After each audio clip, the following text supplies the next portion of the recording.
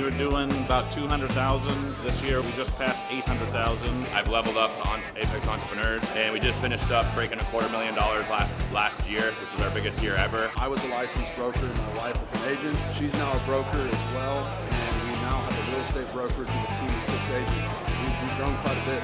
When we look for mentors, when we look for coaches, there's great ones out there, living and dead, and there's a lot of garbage out there. The biggest thing I tell people about Apex, I've spent a lot of money, and I've never been part of anything quite like what Ryan's put together here in Apex. The biggest thing really is like automation, software, and just staying ahead of new trends coming up. I think that's been the biggest takeaway for me. So I've been to Apex for just under 2 years now. Now I have clear milestones set ahead of me. So we came in, we didn't have core values. We didn't have a clear vision. I was leading my team, but not in the right way. So Apex has allowed me to lead my team and lead my own personal kingdom appropriately. That's it, man. That's a wrap for day 2. Johnny absolutely crushed it. They loved him.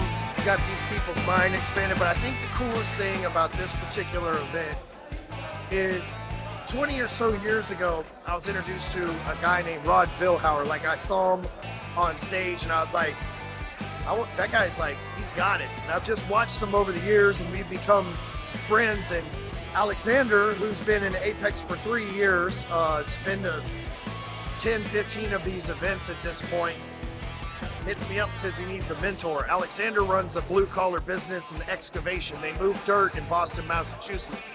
And he's like, but there's really nobody that does what I do in Apex or anywhere. And I said, I know the guy.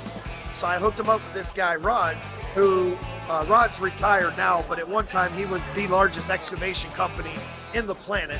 And they were the largest buyer of John Deere and Caterpillar products in the world year after year.